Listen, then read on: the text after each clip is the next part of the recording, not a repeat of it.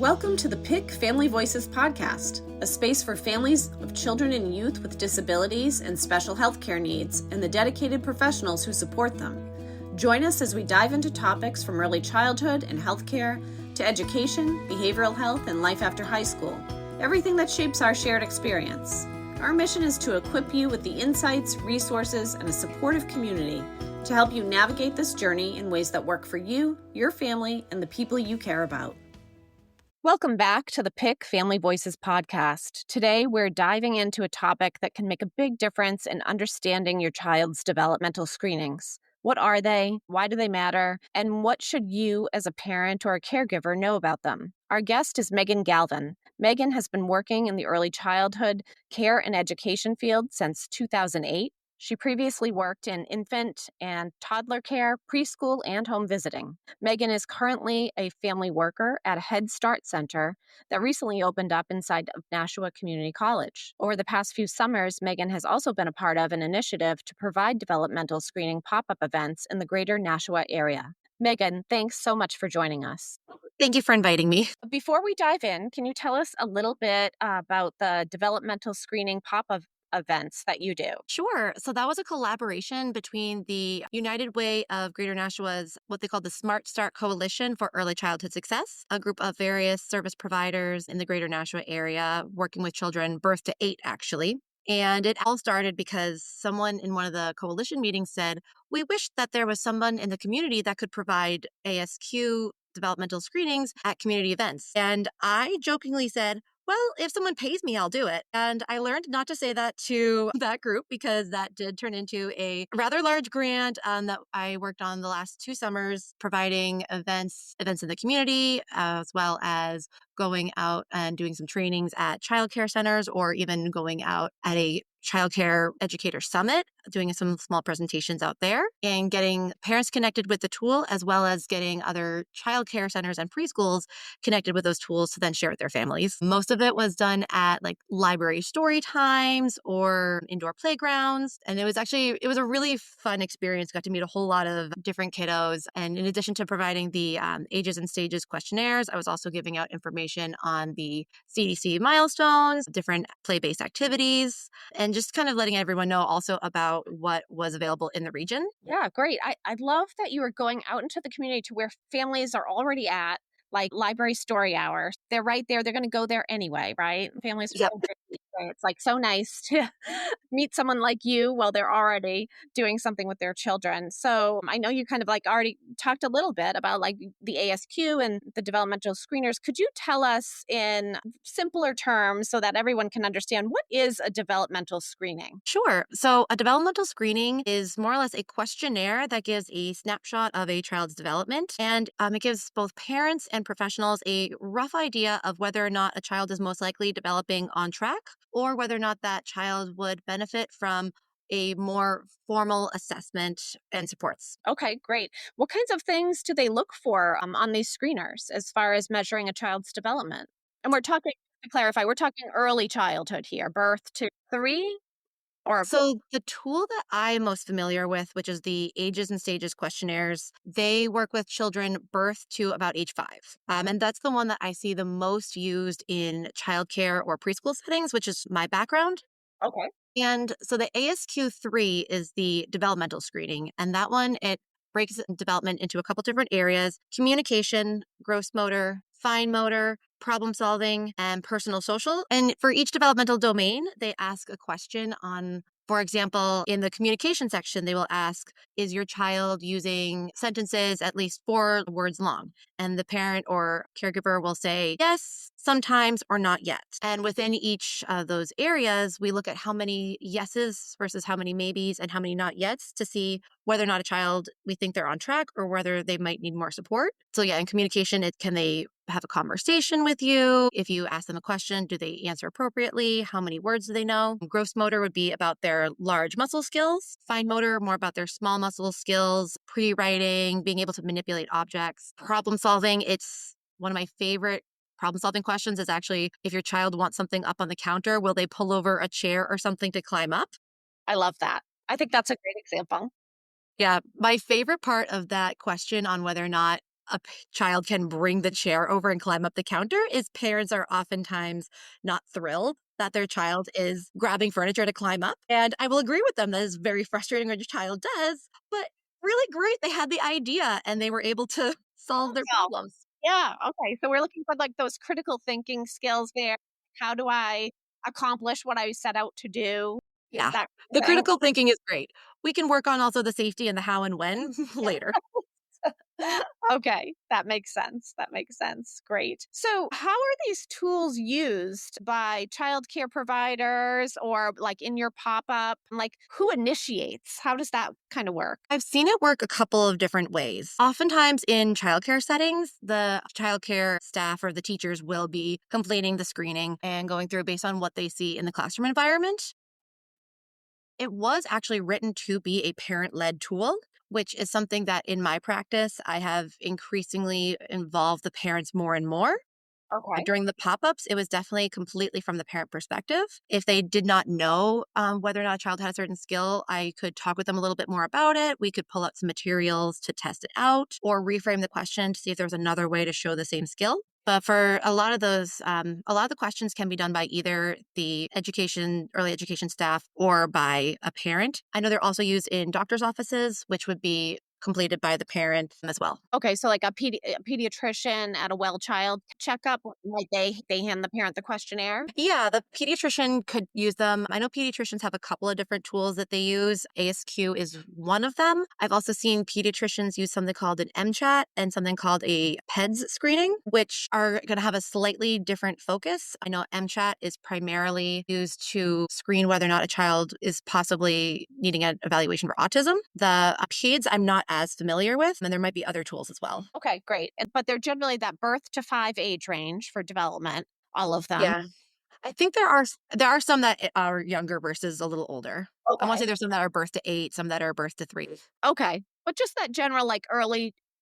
Yeah, early years generally. Okay, that makes sense. How often should these screenings happen? Is there a recommendation? Screening in the first place is recommended. So I know in Head Start settings, we are part of our national standards is that we do a developmental and a social emotional screening within 45 days of a child enrolling in our programs. What age? We have children in Head Start that are anywhere between age 3 to 5. Okay, got it. Ideally, I would love to see all of our kids start at age 3 and do the 2 years of preschool with us. Sometimes in reality, that doesn't work out that way where, we have a mid-year opening and someone who's 4 comes in. How often do you all do them? I know we do them once at the beginning of each school year with the child. In early Head Start, it might also run a little bit differently. I believe I did those once a year in early Head Start, but some people would use them more often. What is the age range for early Head Start? Early Head Start is birth to 3. Okay, got it. And repeating a screening after an initial screening is also can be referred to as monitoring. In Head Start, we use a different monitoring tool, but I in the past did work in other childcare centers where we use our ASQs, repeating them for monitoring. I couldn't find a firm recommendation on this. I think generally, if we're not concerned about the child, repeating it every 6 months or so, I think will give you a good idea without overworking yourself. In the case where a child, maybe you're a little bit seeing some signs of a delay or seeing them struggling, or their previous score was kind of borderline, repeating it again 2 to 4 months later can give you that wait and see time without them slipping through the cracks and waiting too long. Okay, got that. Yeah, that makes sense. So, what questions could parents ask their providers about the screenings they do? And why might a family want to ask about the screenings they do? So I think a family asking why anybody who's giving any sort of care for their child, it's good to ask them so that they can be involved and informed. So if it was in a preschool or childcare setting, I would definitely recommend them ask why we're screening. Ideally, it should be for getting like a baseline of the child's development or to be helping them to guide supports, maybe figure out if the kid needs more services. A developmental screening should not be used as a pass-fail test. It should be used as a support.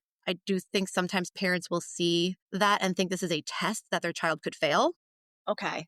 but there's no failing. It's to learn about the child and learn where their strengths are and learn where we want to guide our activities and support for them. Okay, so like teachers or like providers would use that to determine, how am I going to shape the learning in this classroom in my childcare? Definitely. If you do a screening on your whole class and you are seeing, for example, some fine motor difficulties on a lot of the kiddos, you're going to then into your curriculum and plans incorporate a lot more fine motor than you might have naturally. If you are seeing developmental concerns on a single child, I would still want to be bringing that into the classroom and the curriculum, maybe even kind of guiding the kiddo towards those activities, and as well as maybe even sharing with the families, here's what I'm doing in here with us, and here are some activities that you can do at home if you would also like to support that. Okay, great. So now, if your child is in a childcare setting or a private preschool setting, would they be notified necessarily if these screenings were being done? Or is that something families should ask about? Should they say, do you do a screening this year? Or, I would definitely recommend asking. It's one of those things that it's definitely a best practice to let families know and involve them. Not everyone is necessarily trained to do that piece. I think there are people out there who maybe have not had the full training on how to properly administer a screening and will just find the tool off the internet, print it off, and maybe not do that family engagement piece. okay, got it. And then, sometimes it's just really like part of the regular way things go. They screen everyone at the beginning of the year. It's just kind of how they inform their classroom, right? So they may not. Yeah.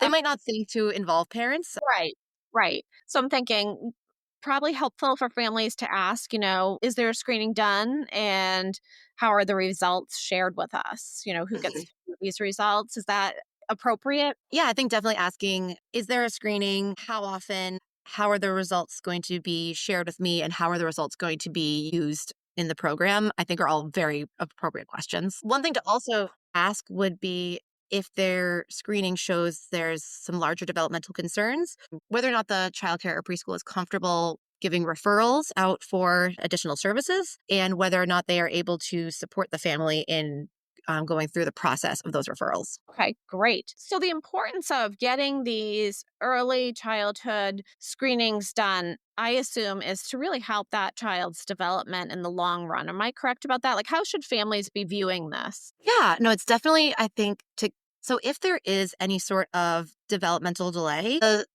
the younger you catch it, usually the smaller the delay is compared to a typically developing child. And the sooner you get help, the easier it is to catch up. Got it. So if we catch something at age 3 or 4, rather than letting the child struggle until they're in elementary school, it's a little easier. Again, with also even skills for babies, if they are struggling to learn to walk or talk, getting them early intervention as a baby means they would less likely to need supports in preschool. Okay. And are there benefits to doing these screenings across the board, even if children are developing typically? So, first of all, it's a nice way to make sure that you are taking a stronger look at each individual child, Okay. and making time. If you're only screening the kids you're worried about, you're never really thinking about the general population. And, even a kid who's typically developing might have an area that they could use a little extra help, and that will inform me to know how to focus my efforts. Also, there are children that at a glance will seem like they're fine, and they're not always fine. Some kids are very good at masking difficulties, or they will avoid activities that they are not strong at. Okay. And for example, if a child is not very strong at gross motor activities, maybe on the playground, it looks like they're just choosing to, play more calmly. But then if you actually are going out and seeing, like, oh, can they do the jumping, climbing, throwing? And you see that it's not that they were choosing not to, it's that they were struggling with it. It kind of catches those more subtle concerns. Got it. Okay. If a family or a child care provider is worried about a child's development, what's the first step they take? Like, I know that it sounds like the first step is to do a screening. Once a screening is done, if there are areas of concern, what happens next? So at that point, the parent can have conversation with the childcare provider and the preschool. Everyone get on the same page about what the concerns are and whether or not we're seeing them across the board. And if the child is age birth through just before their third birthday, they could reach out to early supports and services. And if they are age 3 to 5, they would reach out to their local school district. Either of those programs can then complete a longer, more formal assessment of the child to determine whether or not they are eligible for services. Okay, great. And I think that's an important thing for families or anyone to know the difference of. The screening is kind of that like first line of saying like, okay, is there anything that we should be flagging here or noticing here? And that assessment is a much deeper dive and the referral of like supports and services to help with that child's development. Yeah, a screening I think gives us more kind of an upper level idea, whereas the assessment is going to be in much more detail. The anyone who completes those assessments is going to have a much higher level of formal training and Right. parameters that they complete. A screening also has a little bit more flexibility in it. When I complete an ASQ3, I can reframe a question if need be. If I know the child kind of has the skill but doesn't show it in the exact way the question asks, you are allowed to reframe an ASQ3. You, in a formal evaluation or assessment done by Early Supports and Services or the school district, there's less flexibility there. Got it. That makes sense. And just to mention too, in New Hampshire, they just kind of renamed themselves. So it's Birth to Three Early Supports and Services now, where it used to be. I know. So I'm just putting that out there for Yeah. I think it's just in case they're going to Google that, and look for those. And I also think it's important to mention that anyone can make a referral to Birth to Three services. So any parent, if they're concerned, they can call Birth to Three. Yeah, you can call Birth to Three or you can call the school district, even if you haven't had a screening done, even if your child care provider has never screened them, even if they disagree, even if you have no child care provider, even if you had a lady at the library story time who handed you a screening and talked with you about it, you can self refer. Okay. Some families with their concerns might feel more comfortable talking to their pediatrician first. The pediatrician can also support them in getting a screening and connecting them with the appropriate resources. Last I knew, also the family resource centers in New Hampshire also had access to screenings. Okay. So that is somewhere, if you look up your local family resource center or FRC and talk to them, they could also be able to support you through completing a screening and the steps in the evaluation process. In addition to the family resource centers, you could also contact New Hampshire Family Voices. They'll do screenings as well. I know you've worked with New Hampshire Family Voices. Yeah, New Hampshire Family Voices was actually the ones that provided me with the free materials when I started doing the pop-ups supported by the United Way. I had always had whatever school or childcare I worked for had provided the materials, but when I went out into the community, I spoke with New Hampshire Family Voices and got connected with the Watch Me Grow program. And they actually have free training and materials that they can provide to anyone working with children and families in the state of New Hampshire. They also have resource and activity guides that accompany them so that if there's a child who maybe needs some extra activities to do in their home or classroom, while I'm sure a good preschool teacher could think of activities on her own, it was really nice having the booklet with handouts for ideas that I could both incorporate into my work in preschools, but also email those out to parents who completed a screening out in the community rather than having to reinvent the wheel. That's great. And you said this is a family friendly, the ASQ, I mean, in particular, this is a family friendly assessment where it was designed for families to be able to do with their children. It was designed with families in mind. Some families might still need a little bit of extra support because not every family has a child development background. So sometimes having a professional available who can explain or reframe a question is handy, but families can also feel free to try it on their own, reach out for help if they need it. The ASQ3 is also it's available in a lot of different languages, but it's not available in every language. And so sometimes having a professional there who can provide interpretation support so that way it's available to families who may not have fluent English reading skills. Got it. So reach out to your family resource centers, reach out to New Hampshire Family Voices, and you can find out which way to go from there if you're a parent that isn't connected with a preschool or childcare. Otherwise, I think you said, you could ask your childcare, you could ask your pediatrician. Yeah, I think your pediatrician, they may not use the exact same tools I use, but there's pediatricians have access to interpreters. I, in my work in Head Start, have hired interpreters to go through ASQs with families or go through, really, I've worked with interpreters on a whole variety of meetings with families. And that's something that might be challenging for some of the smaller independent childcares or preschools. It's still definitely worth asking. I think you will find a little bit more availability for that at a family resource center or your pediatrician or at a larger preschool or a Head Start. Okay, got it. Any other resources you recommend for families just learning about those, so that they can kind of get a sense of where their child should be at, any time between birth and 5 years old? Any developmental milestone resources or tools that you think they could use? Yeah. So there's the CDC developmental milestones, where they have booklets that break it down by each age that you would go to a well child appointment. So your 3-month, your 6-month, your 9-month appointment, all the way up through age 5, have a list of various skills that they would expect to see a child at that age. And you can go through those. They have the booklets. There's also a free app online. So if you are the type of parent who's not going to be able to keep a little booklet for the first whole 5 years of their child's life, an app might be a lot more accessible. They don't go to the same depth as a screening, but I think for the average person, I think it's a very accessible, easy way to kind of jump in and get an idea. Yeah, definitely. Maybe even like helpful before you have your child's well visit to kind of just go through it and say, here's an area I'm going to want to ask a question on. I did that with actually, I have a 4-year-old, and definitely during her baby well child checks and early toddler years, I would go through the CDC list shortly before her well child checks and like, okay, is she stacking 3 blocks? No, she's not quite stacking 3 blocks, but she's doing this, but bringing whatever things that she is or isn't doing and talking to the pediatrician on whether or not it's something that they're worried about, whether they're comfortable waiting and seeing, whether it's something that they're not as concerned about is really helpful. Okay, great. And then I just want to also mention like these milestones aren't exact pinpoints in time, right? Like every child does develop a little bit differently. So we also need to have like a little bit of a flexible mindset around. Yeah. It doesn't have to Yeah, be. it's again, it's not like first of all, it's not like your child failing. And for example, when I mentioned how I was worried about my daughter not necessarily stacking 3 blocks at the exact age range, I forget which it was. That was definitely something that the pediatrician is like, she'll get there, she'll figure it out. And just make sure that you are exposing her to building toys and materials. So I think it was good for me to be mindful of the fact that, okay, I'm going to make sure that she has those available to her during playtime, but not to stress it. And yes, eventually she started building with blocks. And so, yeah, the milestones are to kind of give you a vague idea and a conversation starter. They're not worth panicking over right away before talking to an expert. Okay, got it. That makes a lot of sense to me.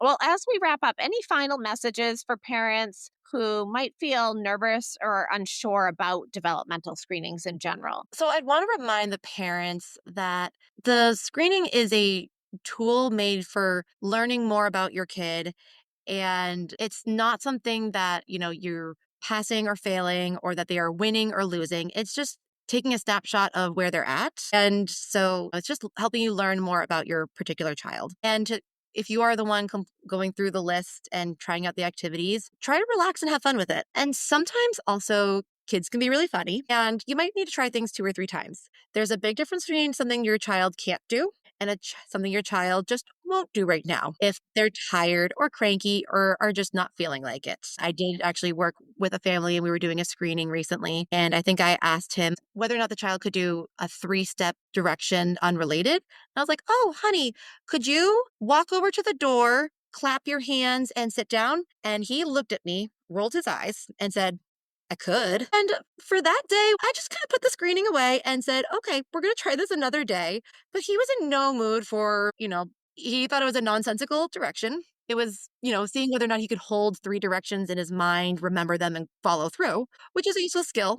But in his mind, I was asking him to do something very useless and silly, and I'm not going to force it. And me and mom just kind of said, okay, you know what? Glad to know that you could, and let's move on. And we tried it again when he was in a better mood, and he did beautifully. Well, we so much appreciate your time. We hope to have you back on the podcast again. But really, thanks for explaining this. This was something that I really didn't know about when my children were younger. I had the books. I did keep track of the milestones and things like that, but I didn't know what a developmental screening was or that it was done. And I really would love to kind of had this type of information so that I could have engaged more or partnered more with my childcare or preschool. So I really just appreciate your expertise and sharing that with our families today. Well, thank you so much. Part of the reason I moved out of classrooms and into working with the families is I really enjoy that piece. Not every preschool and childcare has someone dedicated to family engagement. So the more we can empower and educate parents on what their options are, the more we can kind of get that going for those who want it. I love that. Thank you so much, Meagan. Great. Thank you so much. Thanks for tuning in to the PIC Family Voices podcast. If you found this episode helpful, be sure to subscribe and leave us a 5-star review. It helps us keep bringing valuable resources and stories to families like yours. Until next time, take care.